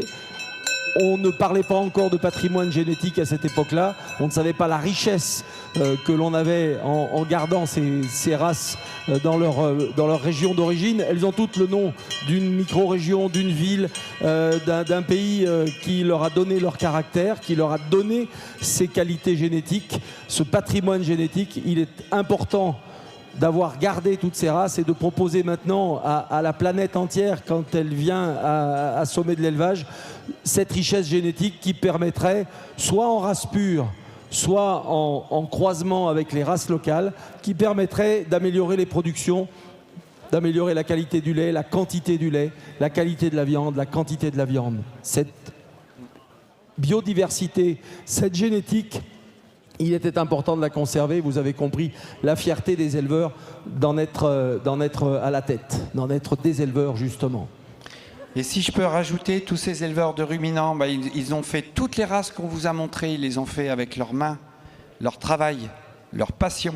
Mais il ne faut pas croire, s'ils font ça aussi, c'est parce qu'ils gagnent de l'argent avec leurs races. On a des races qui font vivre des familles, vivre des filières. Vivre des territoires. Et également.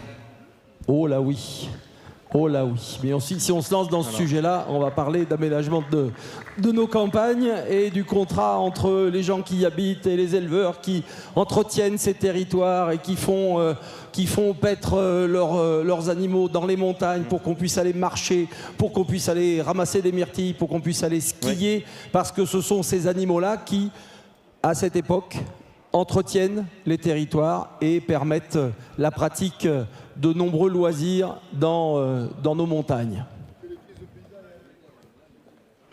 Et Laurent va passer le micro, Laurent Griffon, pour vous présenter la dernière partie de cette présentation d'animal. Adada. Adada, adada, adada. On a aussi plein de races de chevaux, des chevaux de territoire. Alors, aussi des races mondialement connues. Hein. On a le sel français qui gagne énormément dans les concours de saut d'obstacles et dans les concours complets de par le monde. Mais on a aussi des races de trait, des races de travail et des races locales. Et vous allez avoir une présentation pour illustrer cette diversité raciale que les éleveurs de chevaux ont réussi à conserver sur l'ensemble du territoire français. Et je passe la parole à Thierry. Voilà. Merci beaucoup. Bonsoir à toutes et à tous. Nous sommes heureux de se retrouver ici à nouveau ce soir à l'occasion de ce sommet de l'élevage, cette soirée internationale, avec eh bien, les équidés. Les équidés associés à la Société française des équidés de travail. Hein, la Société française des équidés de travail qui a été fondée en 2012. Et la Société mère des chevaux de trait, des chevaux et poneys de territoire, des ânes et des mules de race française.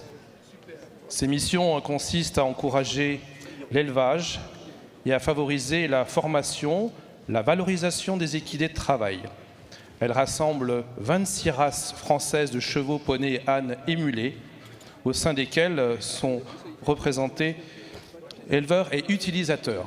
On a le plaisir ici d'avoir plusieurs équidés. On a 3 chevaux de trait, dont 2 juments et un cheval de trait.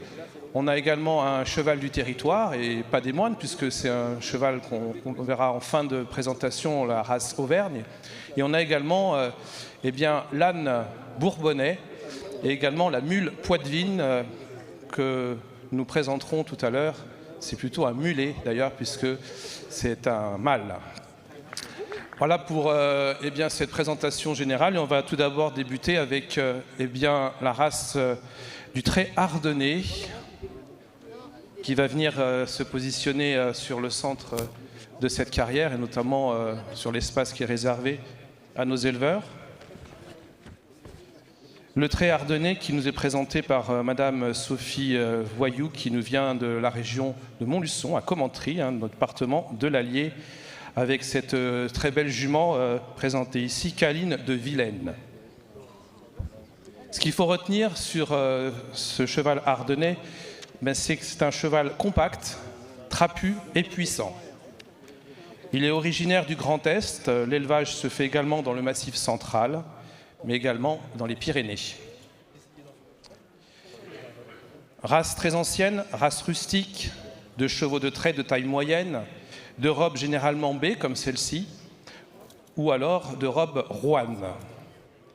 Historiquement élevé dans la région des Ardennes et un peu extension dans le premier quart nord-est de la France et dans le sud de l'est de la Belgique, on trouve également le cheval de trait ardennais au Luxembourg. Il peut peser entre 700 et 1 tonne. Et sur la taille de ce cheval de trait, on n'est pas sur une très grande taille, on est sur une taille d'1,52 m à 1,63 m au garrot. On l'utilise principalement pour l'attelage, le débardage, l'entretien des espaces verts et également pour la production bouchère. Sur ces critères, sa morphologie, on notera une tête cagneuse ou rectiligne, le front large et plat. Les oreilles sont petites, comme vous pouvez voir ici, pointues et en avant. Sur sa conformation générale, les membres sont trapus. Autrement dit, on attend des membres courts, larges, mais bien montés et musclés. Le dos, comme vous le voyez ici, est plutôt court. Les membres sont secs. Et quant aux allures, elles sont assez souples, énergiques, avec beaucoup de brillance. Voilà ce qu'on peut dire sur cette race du trait ardennais, présentée ici par sa propriétaire, l'élevage de la famille Voyou dans le département de l'Allier. Je vous demanderai d'applaudir cette éleveuse passionnée par cette très belle race.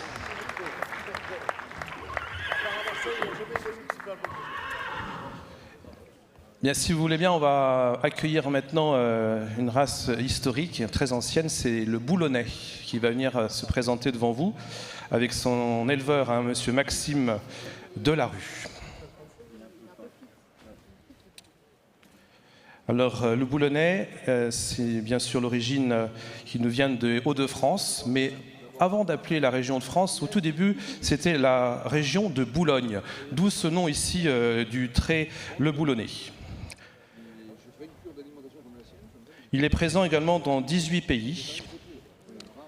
Bon, la région Hauts-de-France, historiquement appelée la région de Boulogne, cette race tient aux origines de l'Antiquité. Ça remonte à l'Antiquité. Le Boulonnais est un cheval de trait utilisé majoritairement comme cheval d'attelage, mais on le retrouve également comme l'ensemble des chevaux de trait, la production bouchère chevaline. Les croisements successifs avec des juments lourdes, des chevaux ibériques et arabes ont permis de donner naissance au Boulonnais et de lui donner naissance. Et donc avec ici ce cheval, c'est une jument je crois, qui a participé, et on en parlera dans quelques instants, à la Route du Poisson, la célèbre course d'endurance entre le département du nord de la France jusqu'à Paris. Pour les connaisseurs, c'était une tradition et c'était sous forme de relais par 24 heures. Et cette jument même a participé à la Route du Poisson l'année dernière avec son naisseur et propriétaire. La race est passée de 600 000 individus en 1900 à 167 en 2018. Vous voyez que cette race est quand même un petit peu menacée. Et c'est pour ça qu'on a essayé de maintenir le cap, justement en organisant et en maintenant cette traditionnelle Route du Poisson, qui s'est déroulée encore l'année dernière. Voilà ce qu'on pouvait dire sur ce cheval de trait, puissant et polyvalent. Un grand merci et quelques applaudissements chaleureux pour son propriétaire. Merci beaucoup.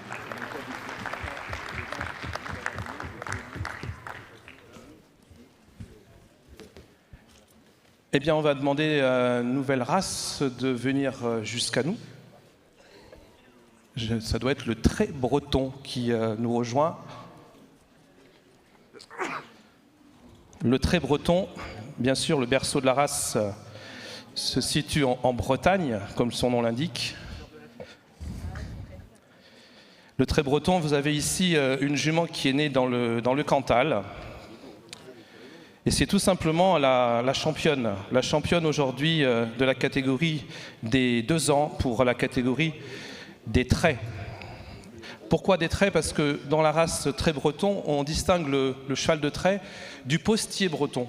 C'est deux chevaux qui appartiennent au même studbook, mais en l'occurrence, vous avez ici une trait, la championne qui est née dans le Cantal, d'ailleurs à Cross, l'élevage de Cross de monsieur Thierry Lacombe. Et vous avez dans un deuxième temps une catégorie des postiers. On pense bien sûr aux postiers bretons qu'on a pu voir sur les dernières décennies. Ce cheval de trait, le trait breton, est gardien des zones de déprise agricole, des zones naturelles sensibles, en région de montagne. Il participe également au complément des autres herbivores à l'entretien des pâturages d'estive. Ce cheval, on peut le voir aussi bien à la ville qu'avec les enfants, puisque le cheval breton peut sans danger quitter la campagne pour entrer dans la ville, où le public l'accueille toujours très chaleureusement, soit dans le cadre de son travail, notamment, comme pour beaucoup d'entre eux, l'entretien des parcs, les opérations de nettoyage. On a pu d'ailleurs l'observer ici, sur le sommet de l'élevage, où il y a de nombreux chevaux de trait, les chevaux de territoire qui participent à l'entretien et à la logistique du sommet de l'élevage, soit dans des promenades découvertes, montées ou attelées à la campagne et à la ville. On retrouve aussi le trait breton à l'occasion de défilés traditionnels. C'est un cheval familial, c'est un cheval de club multi-usage. On le voit notamment sur des balades, sur le tourisme, mais également on peut l'observer parfois sur des disciplines que la voltige en cercle. Et donc, sur le même studbook, le postier breton, quelques mots sur cette catégorie. Eh bien, c'est simplement un cheval plus léger dans son modèle, avec des allures plus toniques. Voilà pour ce qu'on pouvait dire également sur cette superbe pouliche qui a remporté le concours de modèles et allures ce matin. Félicitations à son éleveur, monsieur Thierry Lacombe, avec quelques applaudissements également pour féliciter cette présentation.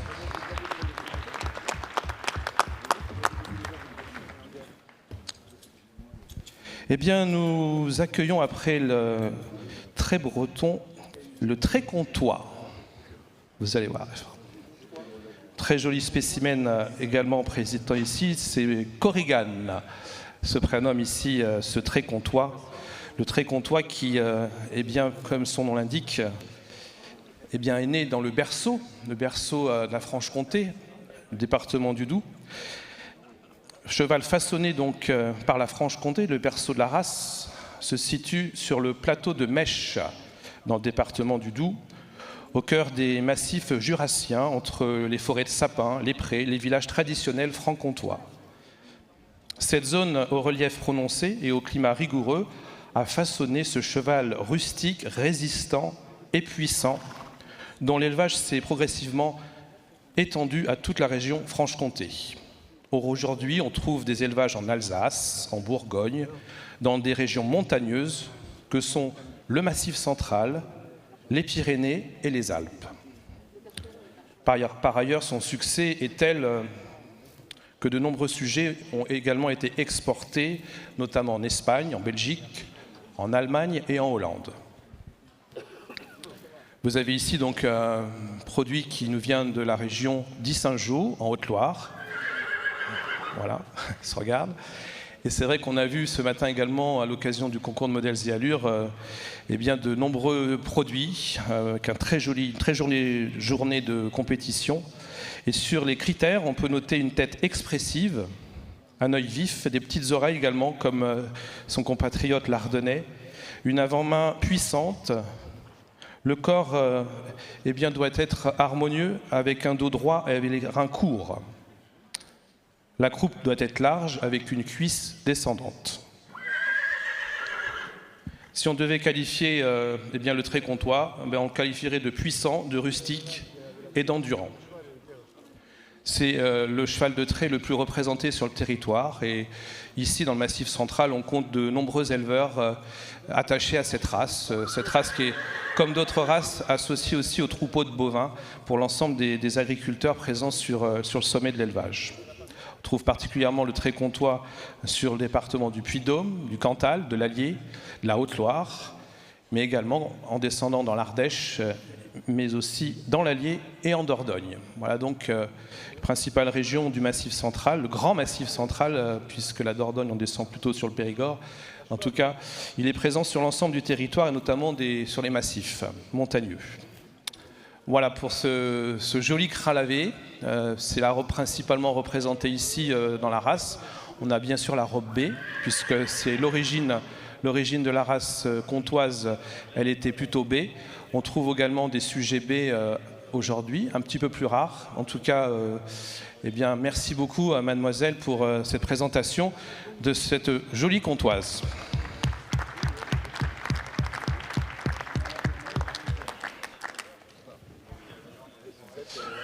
Voilà donc pour les principales races, mais regardez, on va arriver maintenant sur une présentation un petit peu particulière, puisqu'on va accueillir tout d'abord le trait Poitevin.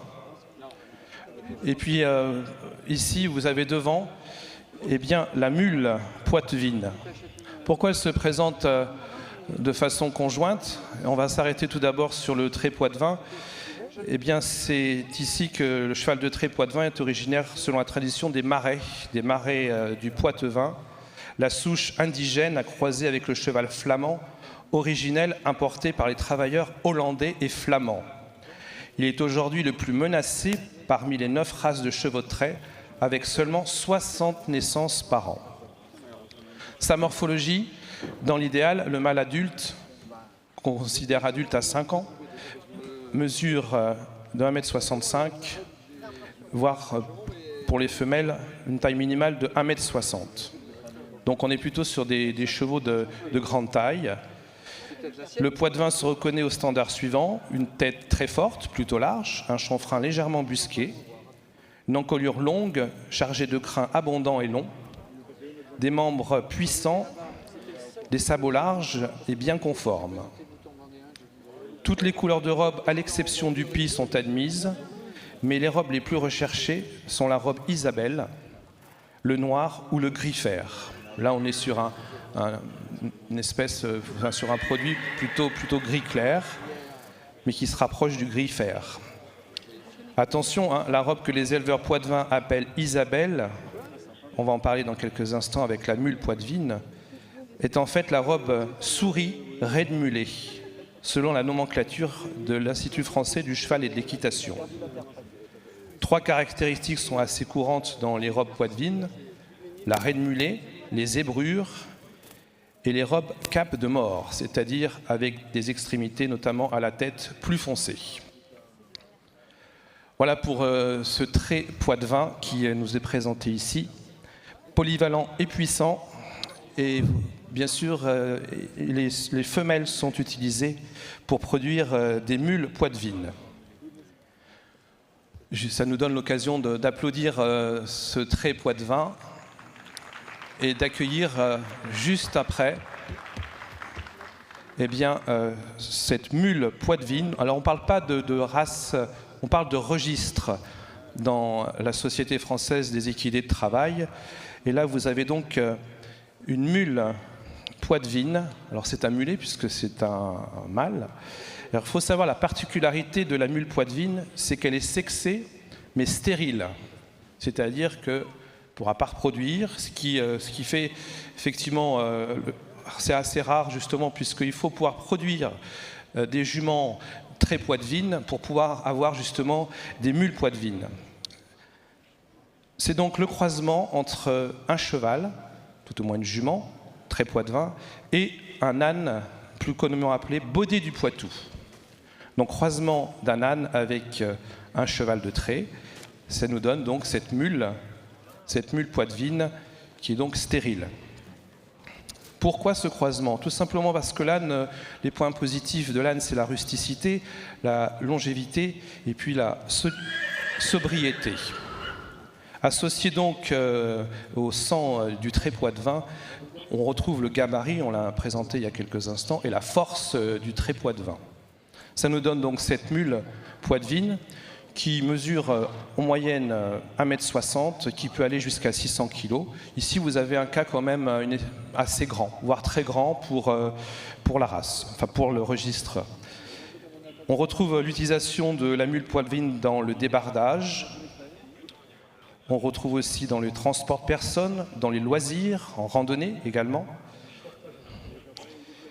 et notamment toutes les activités de bas. Donc les charges peuvent être assez conséquentes puisque c'est une mule très très puissante. En 1900, on avait 18 000 mules poitevines. Aujourd'hui, on n'a plus que 40 naissances par an. Voilà donc ce qu'on pouvait dire sur ce sujet qui nous vient de l'île d'Oléron avec eh bien, sa propriétaire, axée principalement eh bien, sur la formation aussi avec eh bien, cette mule. Et je remercie donc l'association des races mulassières du Poitou d'être à nos côtés ici à Cournon d'Auvergne à l'occasion de cette soirée internationale.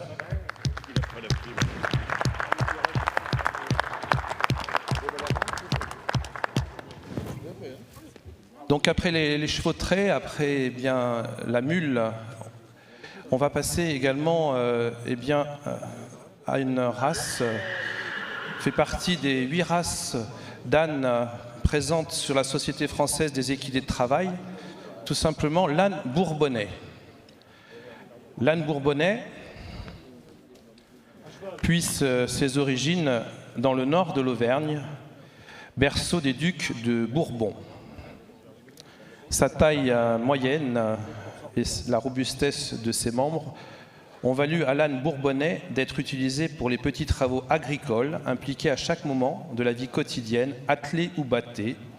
Il était souvent le seul moyen de transport. Ses activités l'ont modelé en lui donnant un aspect solide et bien équilibré. On peut voir ici ce produit présenté. On le trouve entre 1,20 m et 1,35 m au niveau de la taille moyenne de cet âne bourbonnais. Et on remarque dans les critères, c'est l'oreille longue, attachée haute, de la couleur de la robe. Du côté de la croupe, eh bien, elle est assez descendante. Et la particularité, c'est, vous voyez, au centre, c'est la croix de Saint-André.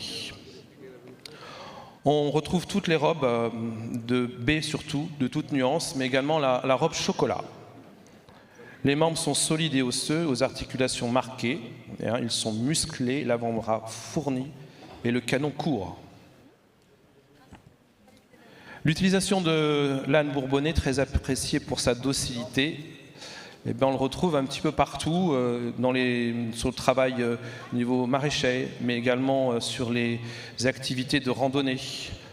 On le retrouve batté, mais attelé également.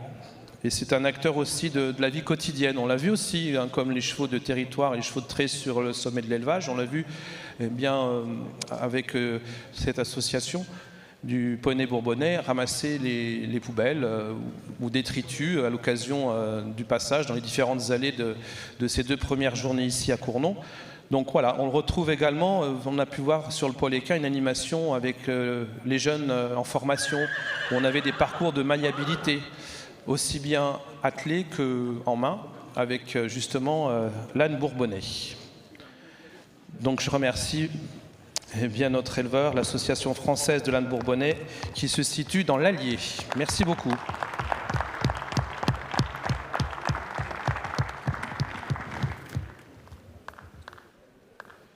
Et on terminera cette présentation d'équidés avec eh bien, le local. J'entendais tout à l'heure la race ferrandaise locale de l'étape. Eh bien, ici, on est aussi avec un cheval du territoire, plus communément appelé le cheval de la race Auvergne. Donc bienvenue à la race Auvergne ici à Cournon d'Auvergne. Le cheval d'Auvergne est sélectionné depuis des siècles pour sa rusticité.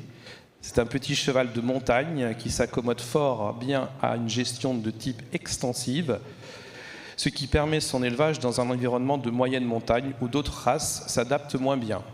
Alors on a la chance ici d'avoir Fabio. Fabio, il représente pratiquement sur tous les salons et on va dire compétition la race Auvergne, puisqu'il a participé cette année avec sa cavalière, ici présente, Madame Gracien. Elle est vice-champion de France pour la catégorie Trek. Trek, vous savez, c'est des parcours sur des espaces verts avec des contrats à remplir, des portes à ouvrir, des points à passer, des passages dans l'eau et autres. Donc félicitations tout d'abord à sa cavalière et propriétaire qui nous présente ce cheval. Il fait partie également de l'équipe de France du Trek. Le cheval Auvergne donc, est un petit cheval polyvalent, cheval de loisir, mais qui fait également de la compétition, qui excelle tant en cheval de selle qu'en attelage. Il offre également de bons services en école d'équitation. Sa physionomie et son caractère rassurent les néophytes, tout en convenant très bien aux cavaliers plus aguerris. Il est excellent, je vous le disais il y a quelques instants, pour le tourisme équestre et c'est un partenaire idéal pour le trek. Sur le modèle, on est ici sur un postier léger, avec une taille moyenne d'1,43 m à 1,57 m au garrot. Son poids est très léger, bien sûr, par rapport aux chevaux de trait, puisqu'on est à 450 à 600 kg. Concernant les robes, principalement B clair, B cerise, B cuivré, B foncé ou noir pangaré.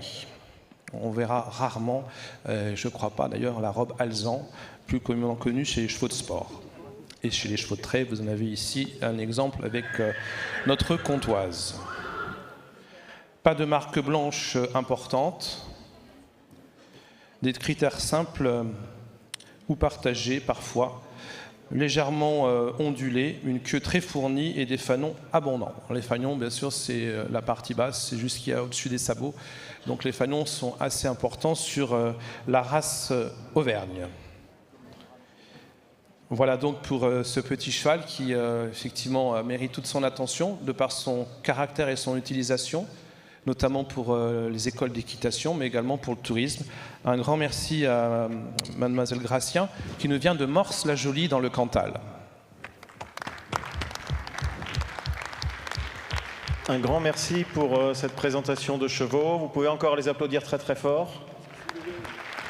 Voilà, ainsi va s'achever notre présentation de la diversité des races françaises de ruminants et de chevaux de territoire et de chevaux de trait.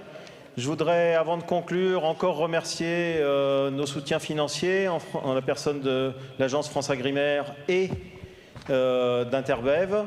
Remercier le salon, le sommet de l'élevage de nous donner l'occasion de cette présentation, en espérant que vous avez pu découvrir la richesse de notre patrimoine.